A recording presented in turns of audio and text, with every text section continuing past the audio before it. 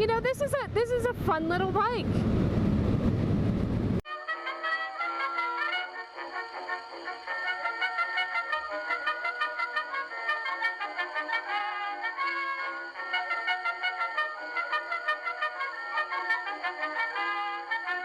Hey everybody, it's Fannie here. Today I'm riding the Triumph Bobber Black as the final bike on my short list of motorcycles I'm considering as my full-size UK bike. I'm pretty sure I've decided on a favorite, but I didn't want to make a final decision before riding the Bobber Black. The Bobber Black is a 1200cc parallel twin that puts out 76 brake horsepower and 106 newton meters of torque, or 78.2 foot-pounds of torque. It has fat 16-inch spoke wheels front and rear, dual Brembo disc brakes at the front, and a mono shock hiding under its gravity-defying solo saddle. Besides the beefier front end, including wheel suspension and brakes, the Bobber Black differs from the standard Bobber most dramatically with its LED headlamp and daytime running light. It has a tasteful round dial display and comes standard with cruise control as well as rain and road rider modes. It has a wanting 9.1 liter tank, which should get you at least to the second petrol station on your ride. The Bobber caught my eye even before I was even considering getting my full license in the UK, and I'm hoping it doesn't disappoint.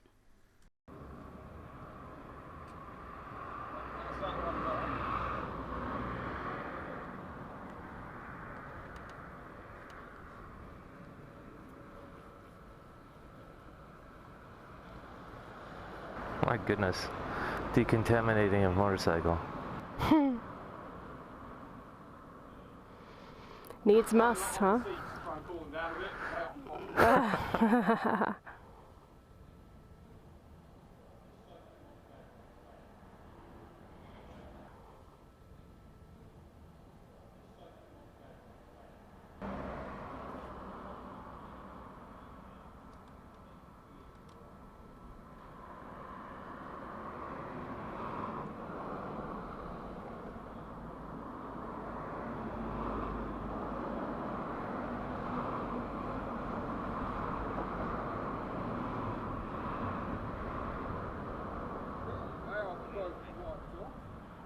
Thank you. I think you missed a spot. I think you missed a spot.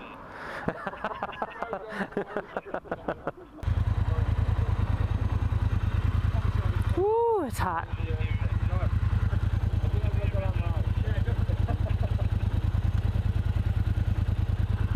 This seat is hot.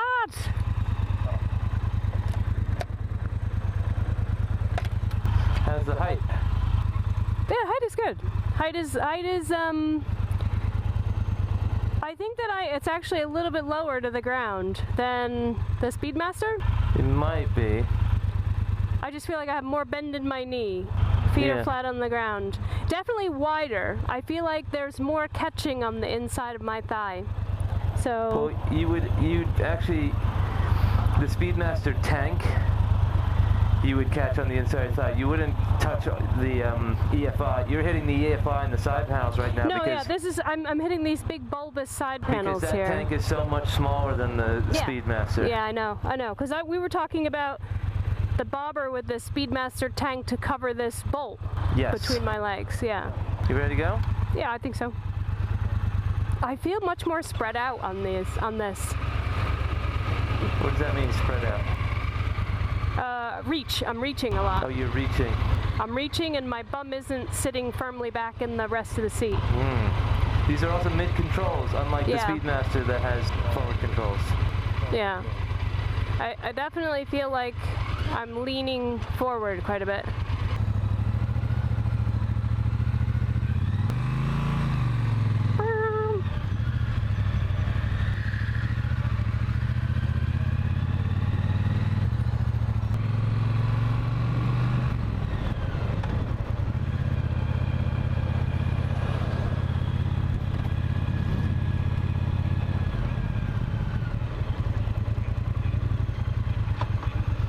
These brakes are super soft.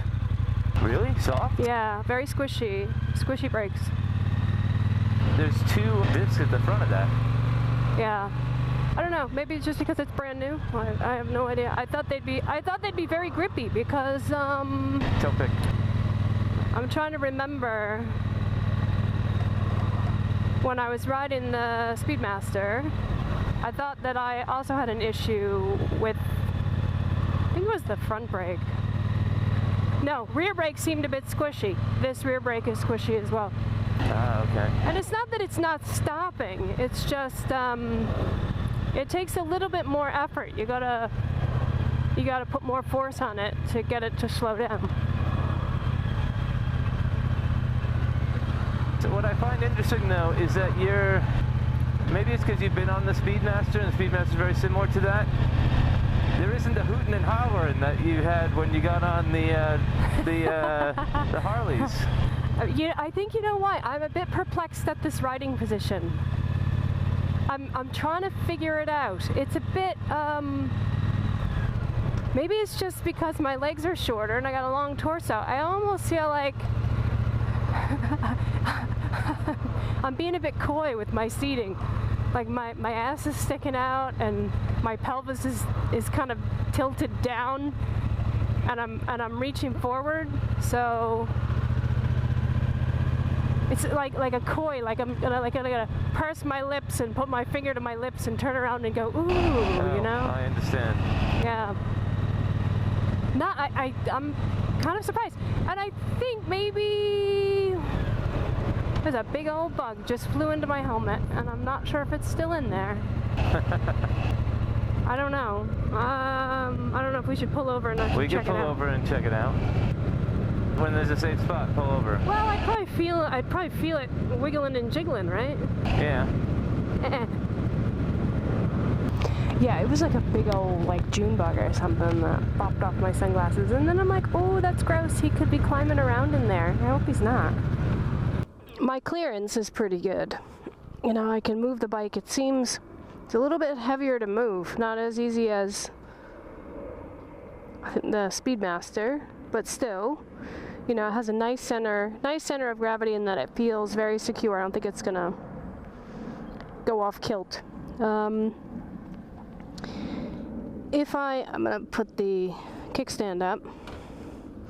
Now, if I'm just sitting like this, and I put my foot on the controls, so I've got the mid controls first, my butt isn't quite even at the back of the seat. And my riding position is, if I don't want my arms locked, if I want them bent, I'm leaning forward a bit. If I want to get to the back of the seat, then I'm actually riding like this. Ooh, you know? And I can feel, and sitting like this, I feel the hollow of the seat under my rump, which is weird. So I think there's no vibration. It's very still, but it's not, it's almost like sitting an ice cream scoop on the top of a cone. There's no support for your bum in the middle. It's a very face first rider position, so I certainly wouldn't want to clamp on my front brake and have my teeth kiss the road. And what were you talking about, the clearance by the inside of your thighs? What are you resting on? You're resting on the plastic? Yeah. So I'm resting on these plastic bubbles, these side panels here. Huh. Which is fine, because and you weren't doing that on the Speedmaster?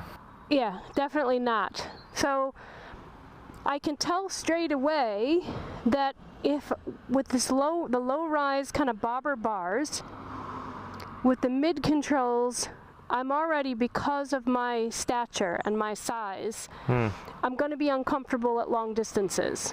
And I definitely didn't feel this awkward with the seating position with the Speedmaster. Okay, I understand. So the minimal design, the small tank and the small seat, is actually highlighting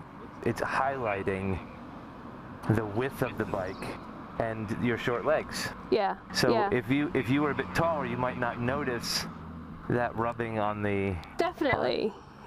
I think so. You know, it's not a problem, because when I go to put my feet up, or I put my feet up on the mid controls, I'm really far away from them, and that it doesn't matter. But then if I go to stand and I'm standing over the bike, my thighs and my stance is actually quite wide. Sure. But it's okay, because I'm low enough and close enough to the ground that I still have a pretty good knee bend. Okay. So yeah, so far it's just a different position, and it's a different type of bike. I I wouldn't compare this to the other cruisers that I'm looking at, because at least with this setup. Now maybe with riser bars, I'm a bit back further. My pelvis isn't as tilted forward. It would actually tilt backwards, and when I tilt my pelvis backwards, this is very entertaining. When I tilt my pelvis backwards and I sit up more, my bum actually fills that cone in the seat, and I can feel it providing more support. I'm leaning forward. There's a lot of pressure on my vagine, and my bum isn't quite filling the whole back of the seat. This is definitely a more aggressive riding position. I don't want so much of my, my long torso, my center of gravity this far forward. Well, you like sitting back and cruising. You don't like. I do. You're not an aggressive rider. No, so. I'm not a I mean, imagine if I did not put this visor down, and I was smiling as much as I was smiling when I was riding some of those other cruisers, my teeth would be filled with bugs. Yeah. And I'd be really grossed out. But anyway. Let's hit the road. And with these straight bars, at slow speed, there's some minuscule adjustments that have to be made to keep you going straight.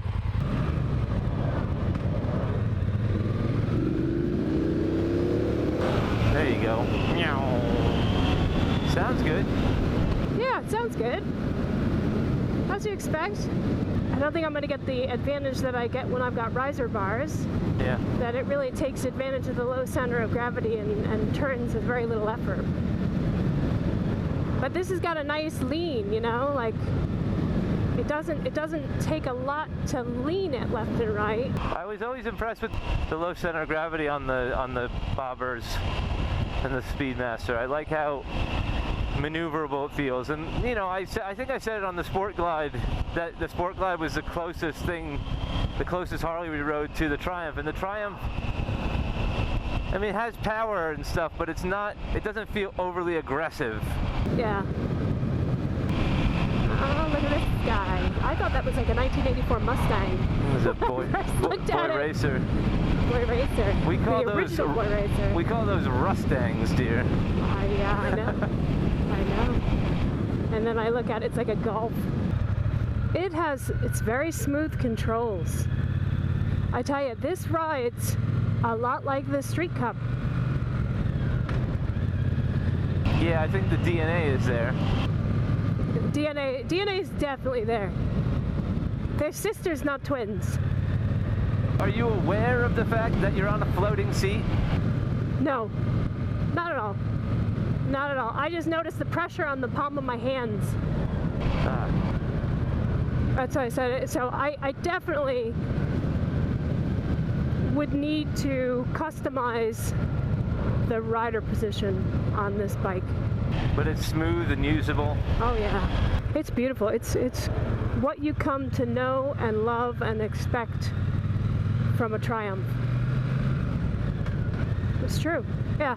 I mean, I definitely see, the more that I'm riding it, the more it's putting a smile on my face, which is why I had to put my visor down so I don't get bugs in my teeth. It's funny watching the rear end of that rear wheel bounce up and down on that monoshock, because it looks like it's just gonna like rattle itself off because it doesn't seem to be connected to anything. But you don't notice it on the bike. No, not at all. It's just doing its job. But it's an exceptionally smooth ride. Very smooth, very nice. But what is bothering me is the pressure on my wrist and my hands. What I'm looking at where the, sorry to interrupt, I'm looking at where the monoshock disappears under the floating seat, and I kind of feel like I'm looking at an old man's Snifkin. Like, I don't feel like I should be looking there. It's like a grundle. Oh my Lord. It's got such a nice purr. This engine is so lovely, but very similar, the same sound. It just seems louder coming out of this bike than the Street Cup. But it's a purr. There's no other way to describe it. What's funny is there's not a big difference between a 900 and a 1200. And what size is this one? That's a 1200. This is a 1200. So the Street Cup is a 900. That's a 1200. Wow. Yeah. That's why it's a louder purr. Yeah. Well, you could tell it wants to go. This is a bike that wants to go. Out on the highway, I found that I wasn't battered by the wind as badly as I thought I would be, but the one thing I did notice, I found that the position between the seat and the handlebar, it was just a bit too much of a stretch for me. But I noticed that there was a lot of pressure on my wrists. In fact, at times I felt that, and it's not due to any vibration at all, but I felt that my palms were almost like they were falling asleep. There are a number of adjustments that can be made, so I didn't let that dissuade me from my consideration in the bike, and I don't think that I would be comfortable on the bike as it is, just stock from the dealership, riding at long distance or short distance. Which is funny because on my last outing, when Dick and I were riding, we ran into a lady rider who had a bobber for just over a year, and she swore up and down. She said this is the best bike she's ever had. She had ridden a 125 for about 8 years, and she finally broke down and went through the process of getting her full UK license, and this was her first kind of quote-unquote big girl bike, and she said it was just amazing. And after talking to her, I felt, geez, I was even more excited to get on the bobber, and I thought maybe this is the bike for me. But as I was standing next to her, I had to laugh because I kept looking at her and I thought, God, she's a tall drink of water. She had a good 6 to 8 inches on me in height, and now it all makes sense. And in thinking about it, coming to the end of my ride, I thought it is a great bike, and I do like it a lot, and I'm not disappointed in any way, shape, or form. Grundle. If you like that video and you want to see more like them, hit like, share, and subscribe.